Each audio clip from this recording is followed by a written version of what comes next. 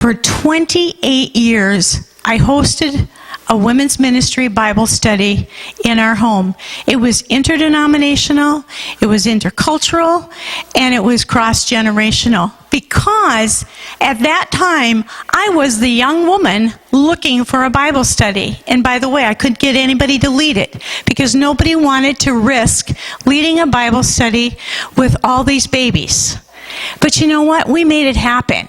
We made it terracotta warriors. What in the world is that? How many of you know what a terracotta pot is? Okay? It's self-awareness. The whole chapter 7 is on self-awareness.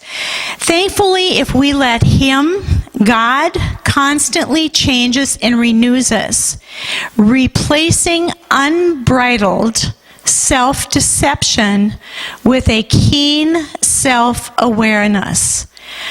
What does that mean? What do you think it means? Replacing self-deception. How many of us are deceived? We're often deceived by self. But we need to ask Him for favor to give us a keen awareness, a keen self-awareness of what's going on.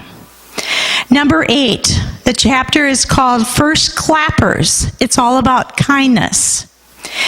My demeanor says more than you realize about the kind of leader you are and whether or not you're a kind leader. Okay, so I'm all kind and nice to you all today, and I go home and I just chew my husband out royally, and I run roughshod over all my kids, and those two don't match. And it isn't that God changes us overnight. Yes, that can happen. But we need to align ourselves with His demeanor, And what it boils down to is acts of kindness. You know, as I shared this morning in church, I'm a doer. I have to make myself sit, which I do. And I shared this morning about my cave. I love to preach on caves because I love my cave now. My main cave is in my living room and my other cave is in my car. But my caves are where I spend time in the presence of God and where I study. And sometimes I don't do either one of those. Sometimes I just sit there and listen. But I love that time. But I'm a doer. That doesn't come easy for me. How many of you, does it come easy just to sit in His presence and listen? Some of you, yes. Some of you, no. But kindness. Number 9, it's called the green room. And about a year ago at the national office, Women's Ministry helped launch the Green Room. It's about an actual online green room for pastors' wives where they can go for special needs and care. Well, this same green room that she's talking about is soul care. And what did Jesus teach us to do on the 7th day? Rest. Okay. I'm at fault there too because of my doer behavior. But do you know something? That you can't give out. You can't keep giving and giving and giving without resting, without replenishing yourself. It is so important that you find your green room. When do you take your green room stops as leaders? Somebody, chat with me back on that.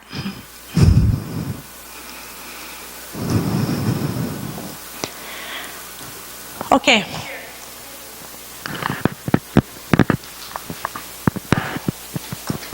Some of you may know that I am going back to school to get my teaching license. I work full-time. I have 3 children. I am married, and I am busy. And my day fills up very quickly. And my to-do list gets longer and longer and longer every day because I tack on the things I didn't finish from the day before. And so it just seems to always continually press on me these things that I have to do and these expectations that I feel that I need to meet. And I feel pulled quite often. So if I do not take my morning devotion time, if I do not get up with my cup of coffee and sit in my office and have my time with the Lord, then my day is completely off and it's completely different. And so I've just come to cherish that morning time. It's so special to me because I'm uninterrupted. It's early. My husband's gone to work. My kids are still sleeping. The day hasn't pressed in on me. And so all of those things really just make me realize how much I need the Lord and how much I need that time. Thank you. Thank you. We're completely dependent on Him. But what do you do if you're a night person, a night owl? What if you're not a morning person? Pardon me? Do it at night. God doesn't care. You know, I drive down the road, I commute almost an hour and 15 minutes every day, one direction or the other. And I am talking, I am praying. I mean, anybody, of course now everybody talks on cell phones, so it doesn't really matter. But you know, I have lots of God conversations in my cars. When this whole single mom thing was birthed, it was birthed about 4 years ago. Most of those conversations took place in my car, and it was absolutely amazing.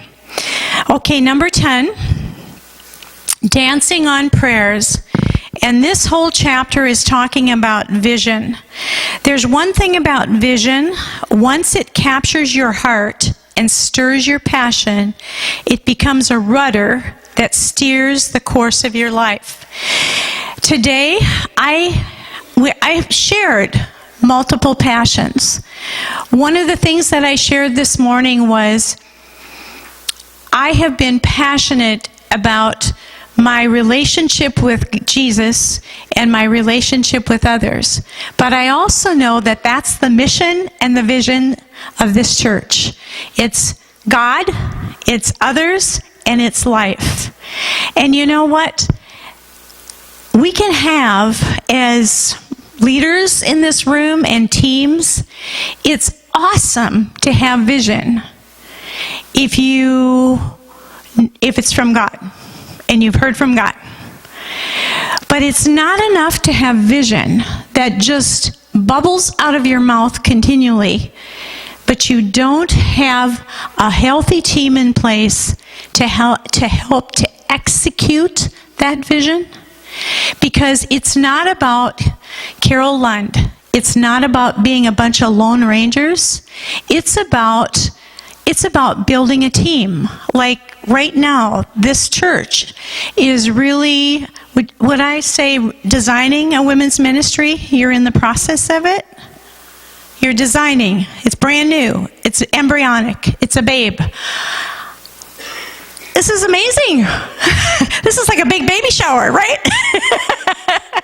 We're having a big party. You know, but it's very embryonic. But you know what?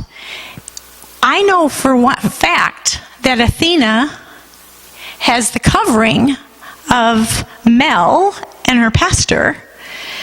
She has her blessing, but you cannot survive alone. You are about a team. You are about building a team. And this is one of the reasons why we go from one end of the state to the other in team development, whether it's one-on-one, whether I meet with Athena in Panera in St. Cloud, or we meet with the Sisterhood Leadership Network, which is, we're going to be putting them all over the state. Or we do a huge leadership event like we're bringing Jody Dietrich in this fall. But you know, I look back on that. That just didn't happen overnight. We prayed. We heard from God. There were visions and dreams. But then we built a team to put legs onto the vision. Now, I know Jody's book, I'm putting personal things into this, and I'm whetting your appetite so that every single one of you go home and buy this book. I don't care how you get it. You can even get it online. You can get it on your iPad, whatever you put it on. I don't care. It doesn't make any difference. That's where I have a lot of my stuff. But you know what? I would challenge you to do that because it's just good, healthy leadership. And today, I'm going to open this up for some Q&A. some more Q&A, but I'm going to close with a couple of things before I do that. I don't know if you guys, do you think they could pull up those scriptures that I gave to them this morning?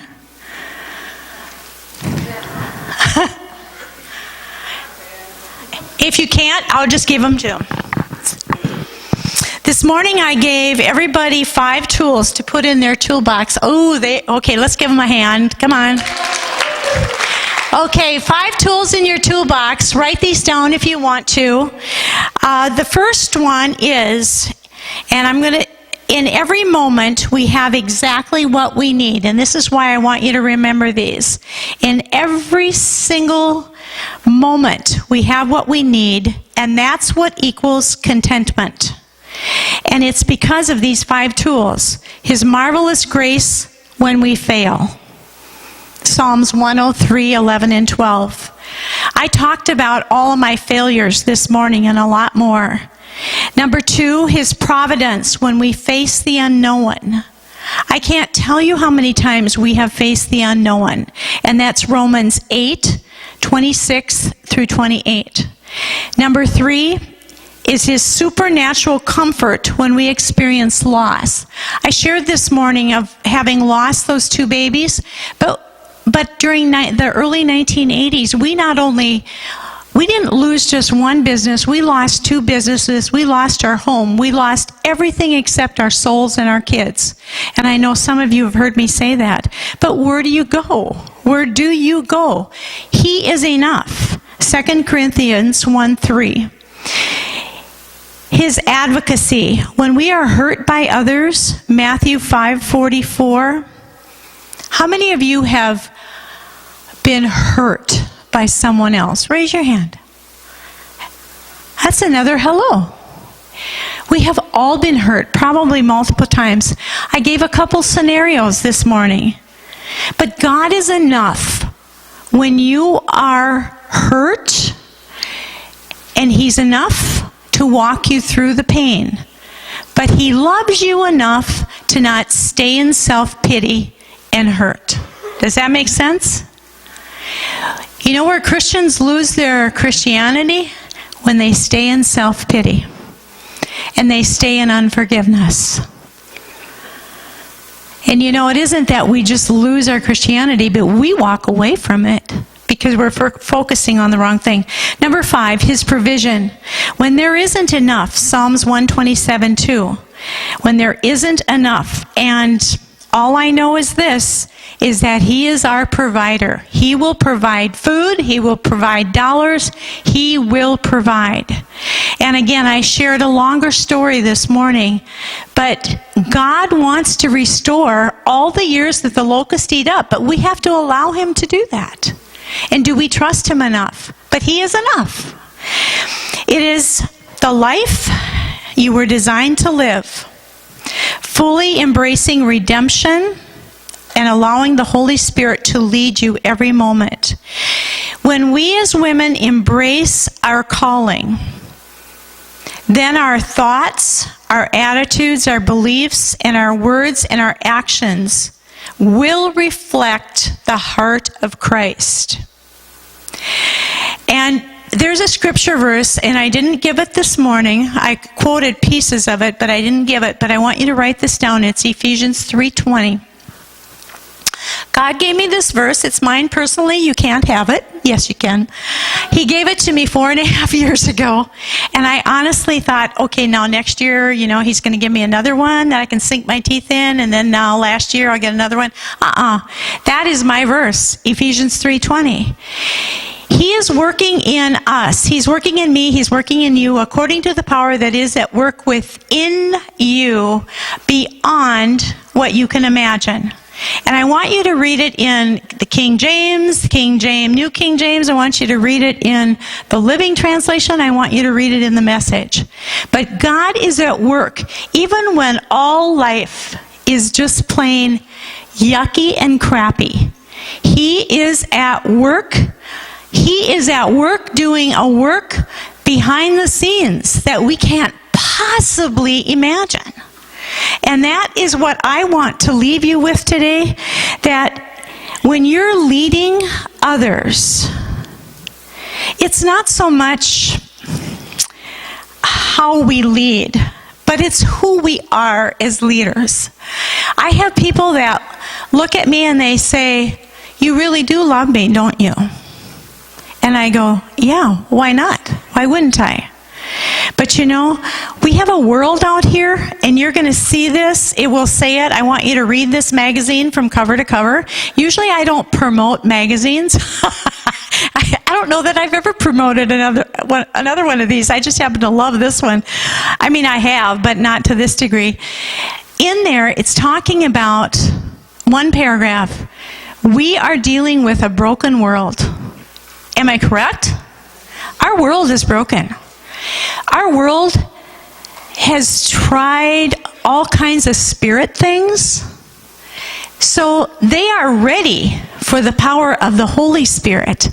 And what our missionaries are finding out overseas, it's not just the AG, it's the AG and the Baptist and the Methodist and the Lutheran and the Catholic. They're all working together because they know that the only thing that really works is the Holy Spirit and the power of the Holy Spirit. And so Ephesians 20, that's what it's saying. It's about the power that is at work within us. And so I want to leave you with these nuggets, and now I'm going to open this wide up. Do I have permission? Do I have a couple minutes? Okay. Just ask any question you want, and maybe I can answer it, and maybe I can't. How's that? Do you want to run around with this? Oh, no, maybe not, because... Okay. Well, we should have two. Can we get in? Okay. There we go. Okay.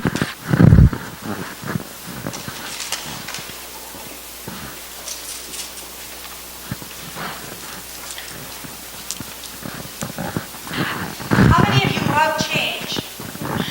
I didn't even think I was going...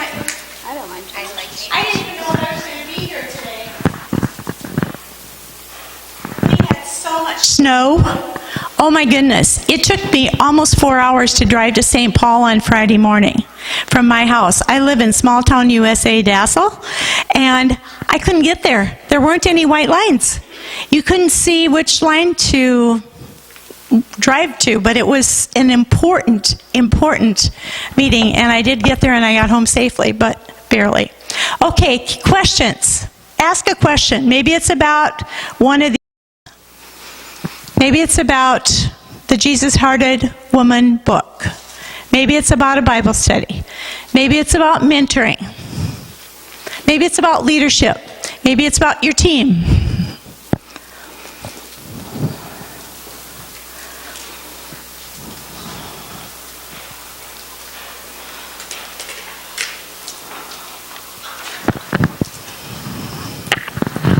Oh, questions?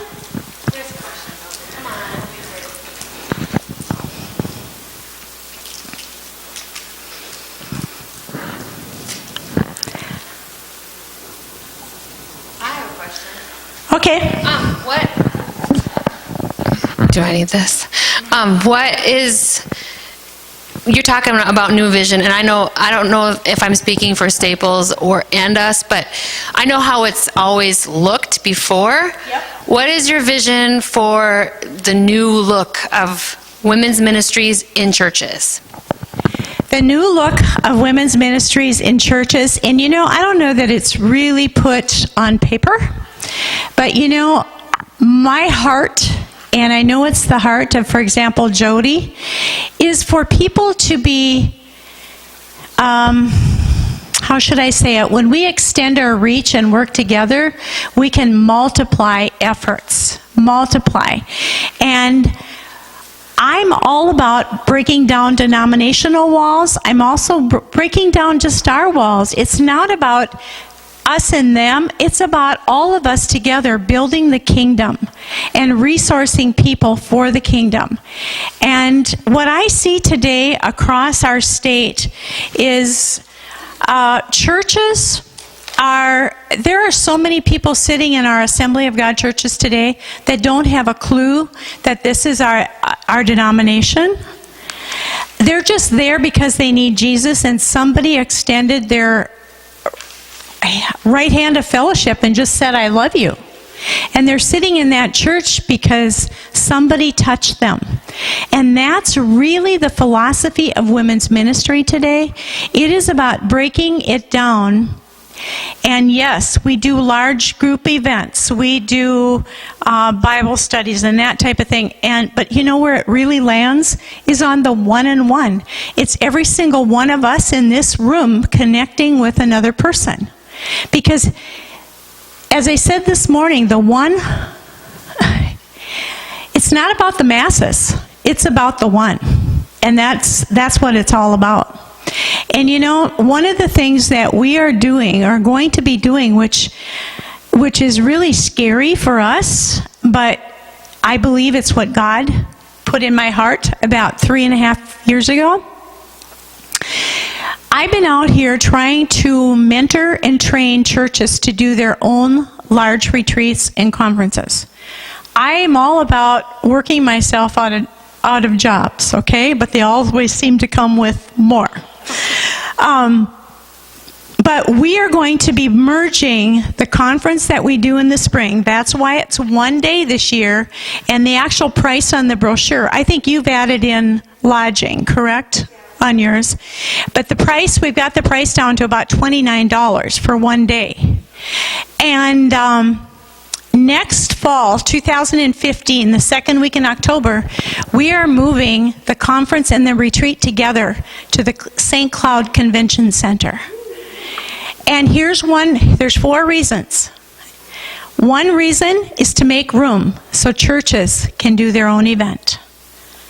I'm out there coaching, helping them all the time. Why not? It's not about us. We're here. If we really say as a district we're here to be a resource to our churches, then this is what we need to do.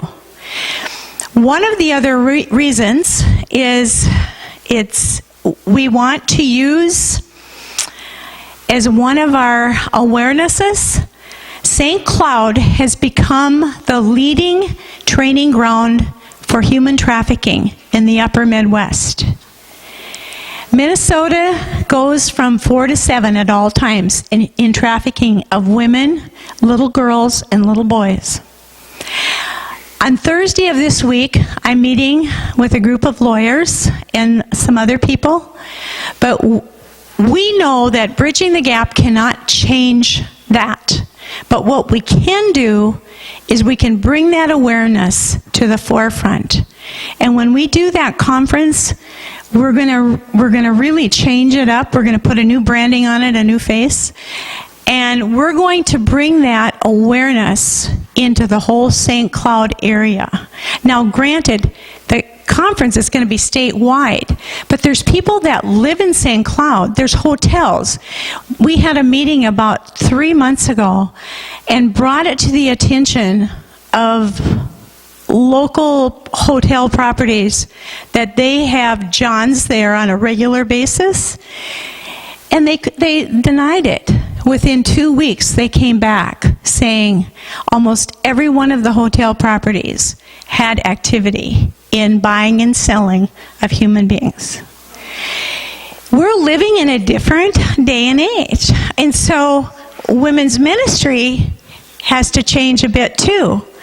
But it still all boils down to a relationship with Him and a relationship with others. That will never go away. Those things are constant because it's about the Great Commission and about the Great Commandment. Does that make sense? But, you know, I don't want to send you on a down note, but I've been on that human trafficking thing for a lot of years, and we cannot change those things by ourselves. But just think if we banded together and brought that awareness to the forefront. So I'm going to spend a good share of this year just building trails into churches in St. Cloud with the whole premise. We're not going to take your people away from your churches. We want to enhance what you're already doing. Does that make sense? It's all scary. I don't really want to do it. I'm just being obedient. And you're the first people that I've shared that with. So that's all brand new, except our presbyters. Good question. Another one.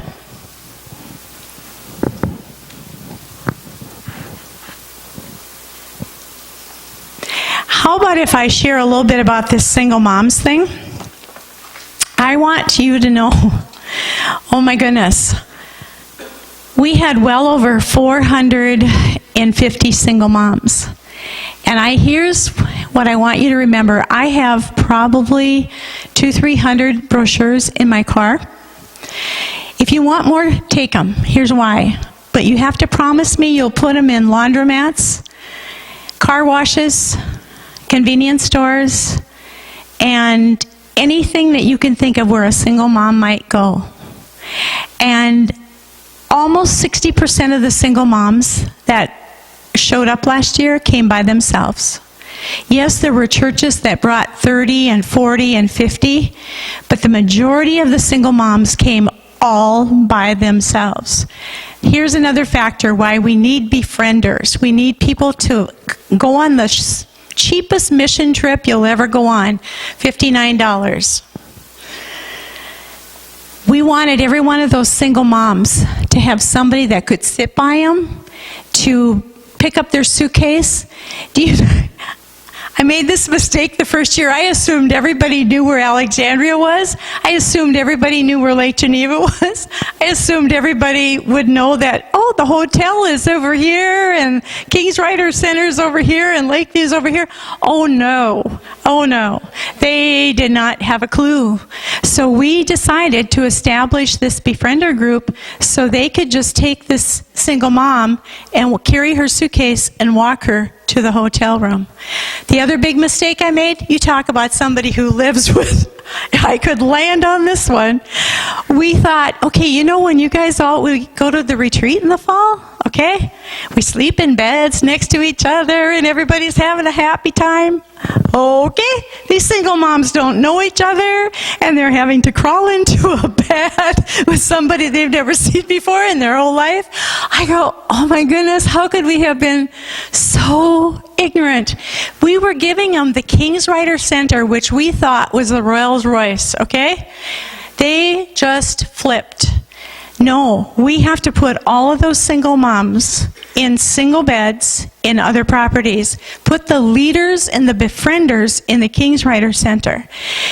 Most well over, Mercedes, who spoke from New Jersey last year, she talked about abuse.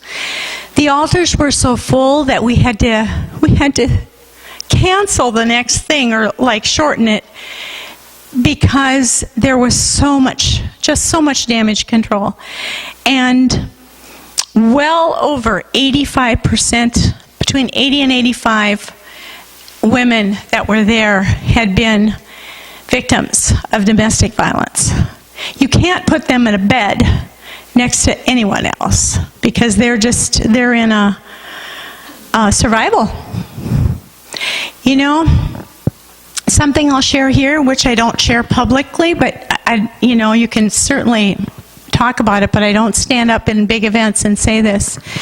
We had one of the biggest it was worse than cocaine bus at the retreat last year, the Single Moms Retreat. So now don't panic and say I'm not bringing my gals there, but we had our car care guys found a bag this big of drugs buried underneath her front driver's seat. So we didn't tell her about this till the end of the retreat, toward the end. And then we confronted her. And of course, the buck stops right here with a small team around me. But here's what it boiled down to, the short version. Her husband had died 2 months ago. He was a major drug dealer.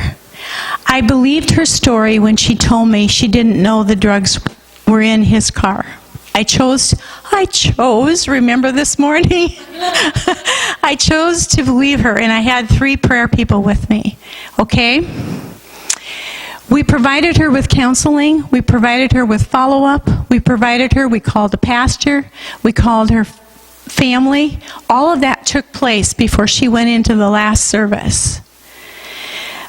Okay, the police took her car. They impounded it. She couldn't even drive home. So she had to call somebody to come and get her. We offered to drive her back, but she had to call someone. Out of this whole fiasco, here's what the police told us.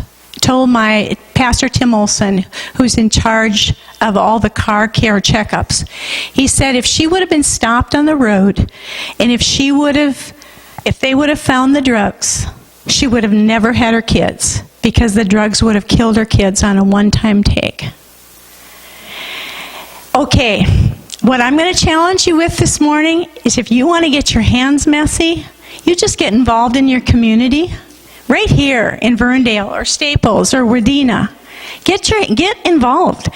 Or get involved with this single moms thing. You know, my assistant looked at me when that drug deal was coming down, and she said, I don't think I signed up for this. I said, do you think I did? No, but you know what? God says that we do. We do sign up. If we're going to be a part of the solution I talked about this morning, a part of change, then that's how it is. I want you to know that young mommy is doing really well today, and she is involved in a church.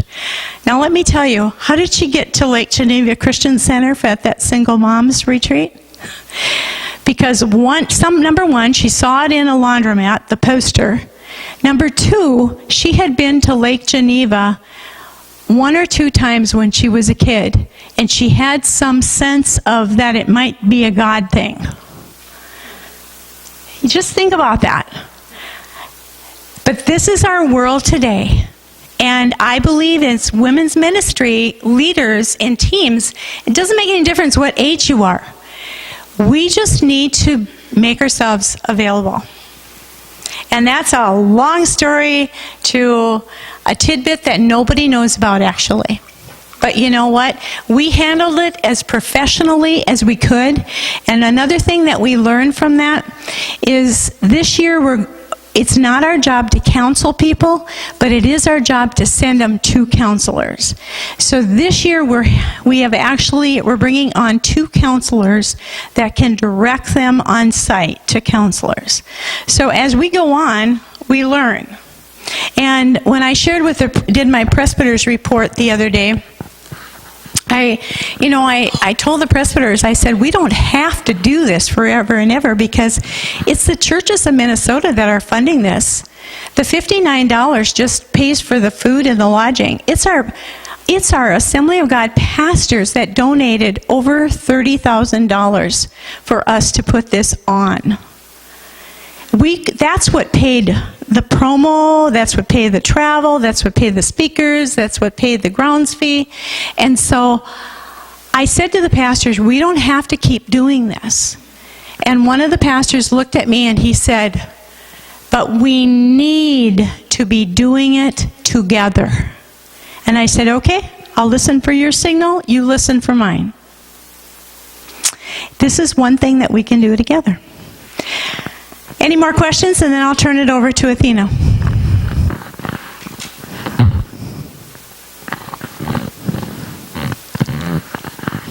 Okay, girl.